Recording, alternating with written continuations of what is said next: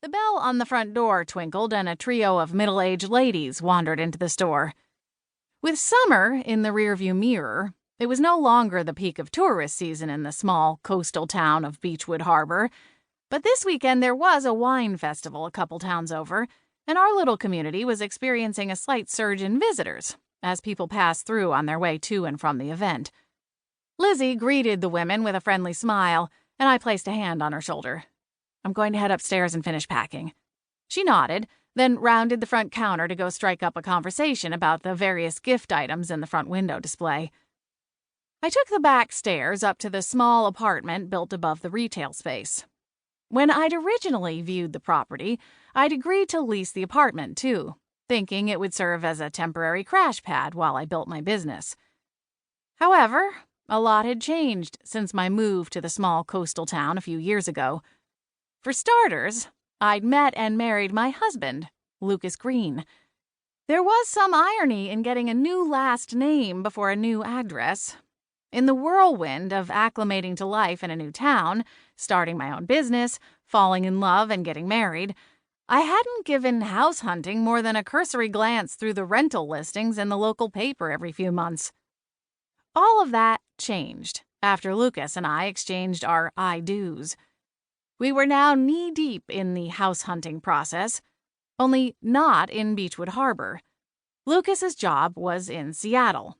He had a plush corporate rental, courtesy of his job with a high-end security firm, but it was more of a crash pad.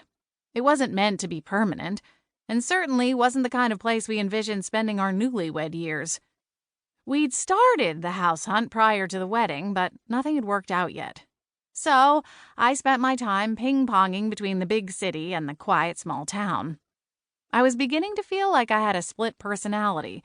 There was Beechwood Harbor Scarlett, working at Lily Pond and keeping up my personal relationships. Then there was Seattle Scarlett, the newlywed bride trying to soak up every minute with her husband, wishing life came equipped with a pause button. On top of all that, there were the ghosts.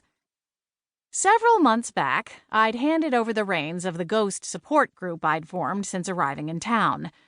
My ghost friend and longtime Beechwood resident, Gwen, ran the show these days. I like to stop in and socialize when possible, but beyond that I'd managed to unentangle myself from most of the ghostly goings-on around town. Granted, my 3 permanent companions came up with more than enough to keep me occupied. Hayward Kensington III was still in the throes of a post-death identity crisis, trying to decide what the future held for him. This exploration rubbed up against Gwen, Hayward's ladylove.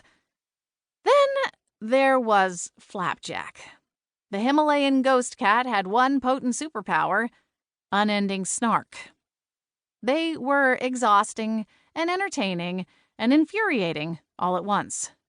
In other words, they were family. My family. I found the trio in the living room, sitting on the couch, watching whatever channel I'd left playing before going downstairs to work that morning. "Good afternoon, Lady Scarlett," Hayward greeted, tapping his fingers to the brim of the top hat perched on his head. "Hey, Scarlett," Gwen added. The pair couldn't be more different if they tried. Hayward was an old-world gentleman who died following a performance at the Vienna Opera House.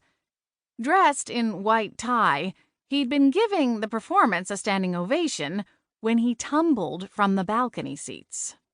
Then there was Gwen, a flower child, barely out of her teen years when she died in a tragic stage diving accident at an outdoor concert. Perhaps that was the thread that held them together. Both died in musical events. In any case, Gwen's feather earrings, Farrah Fawcett waves, and floral print romper were in stark contrast to Hayward's coattails, bristled mustache, top hat, and gloves. "Finally," Flapjack said, vaulting himself up onto the kitchen counter. "You've been gone forever." I frowned at him. "I've been downstairs all morning. Don't tell me you're developing separation anxiety after 20-something years." "Hardly," Flapjack scoffed. "I'm just sick of this channel. I'd also like some tuna. You owe me, remember?"